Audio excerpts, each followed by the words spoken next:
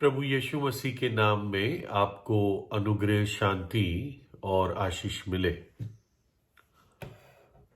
एक व्यक्ति ने अपने बचपन की घटना लिखी है और वो कहते हैं कि जब मैं छोटा बच्चा था तो अपने पिताजी के साथ उनकी मदर के घर जाता था, यानी मेरी दादी के यहाँ जाता था। और दादी का घर हमारे घर से सिर्फ 3 मील दूर था और हम लोग चल के चले जाते थे। और एक बार ऐसा हुआ कि काफी अंधेरा हो गया जब हम लौट रहे थे और हमारे घर और दादी के घर के बीच में एक कीचड़ वाला तालाब आता है। और वहां से उस रात मेंढक बहुत करा रहे थे, आवाज कर रहे थे।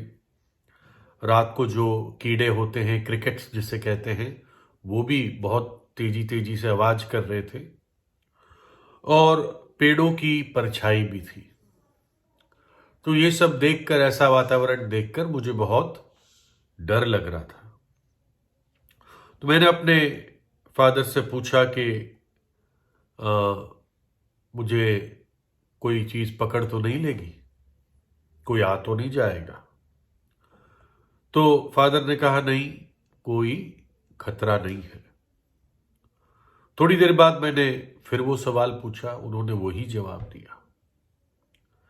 फिर मेरे पिताजी ने देखा कि मैं काफी घबराया हुआ हूं, तो उन्होंने मेरा हाथ पकड़ा और कहा, मैं कोई भी हानि तुझे पहुंचने नहीं दूंगा।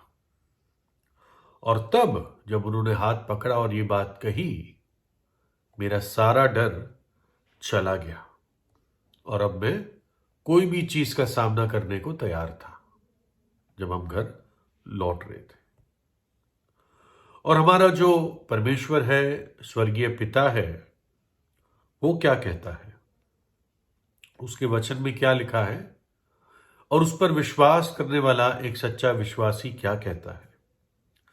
चाहे मैं घोर अंधकार से भरी हुई तराई में होकर चलूं तो भी हानि से ना डरूंगा, क्योंकि तू मेरे साथ रहता है। तेरे सोटे और तेरी लाठी से मुझे शांति मिलती है। मुझे मृत्यु के साए की खाई में से भी चलना पड़े, तब भी मैं नहीं डरूंगा, यदि तू मेरे साथ है। यशाया 41 में प्रभु कहता है, क्योंकि मैं तेरा परमेश्वर यहोवा हूं, मैं तेरा प्रभु हूं। तेरा दाहिना हाथ पकड़कर कहूंगा, मत डर, मैं तेरी सहायता करूंगा। मत डर, मैं तेरी सहायता करूंगा। कहता है, मैं तेरा परमेश्वर हूं। जब मैं तेरा परमेश्वर हूं तो तुझे डरने की आवश्यकता नहीं है। जब एक व्यक्ति प्रभु यीशु पर विश्वास करता है या करती है, तो परमेश्वर उसके मन से डर की आत्मा निकाल देता है।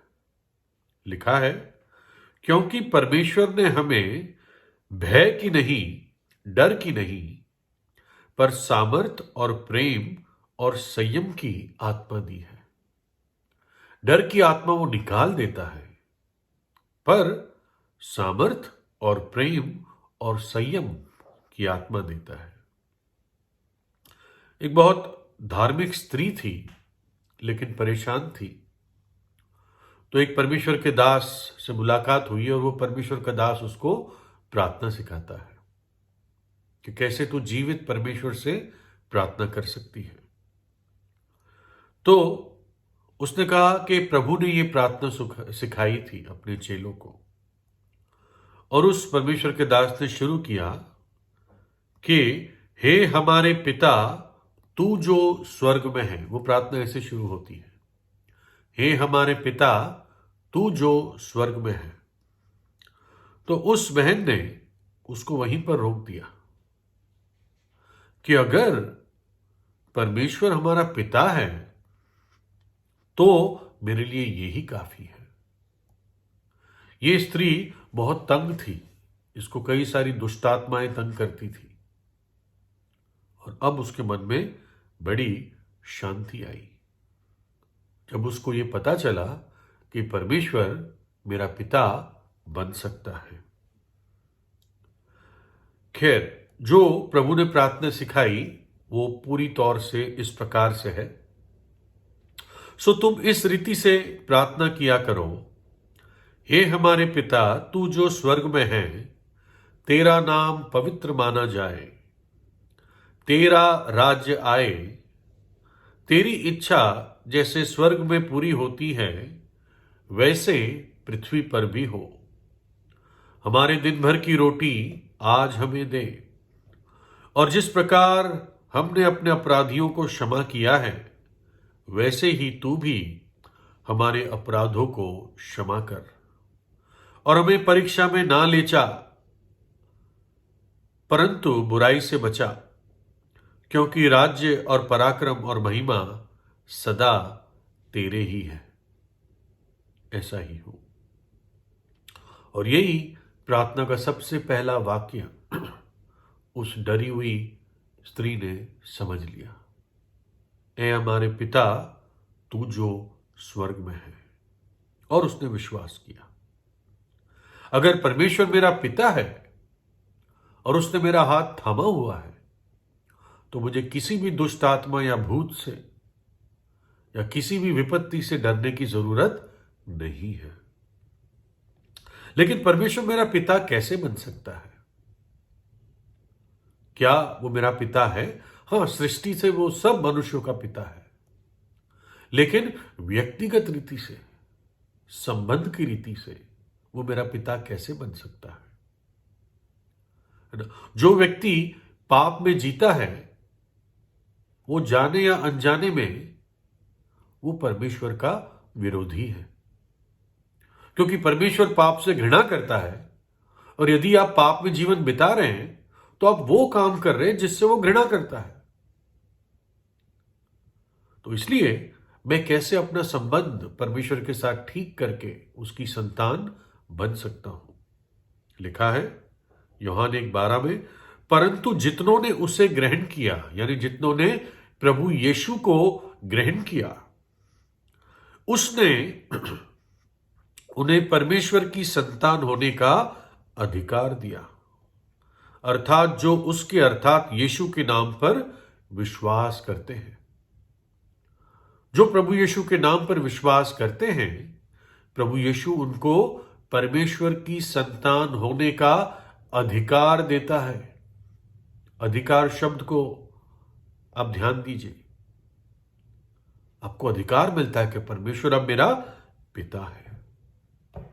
तो प्रभु यीशु ने क्रूस पर हमारे खातिर अपनी जान दे दी, हमारे पापों को और पापों की सजा को क्रूस पर उसने अपने ऊपर उठा लिया, अपना पवित्र खून बहा दिया, ताकि जब एक पापी पश्चाताप करके विश्वास करता है तो यीशु का लहू उस पापी को धो देता है, उसके पाप धो देता है, उसको शुद्ध कर देता है, और परमेश्वर उसे अपनी संतान कहता है।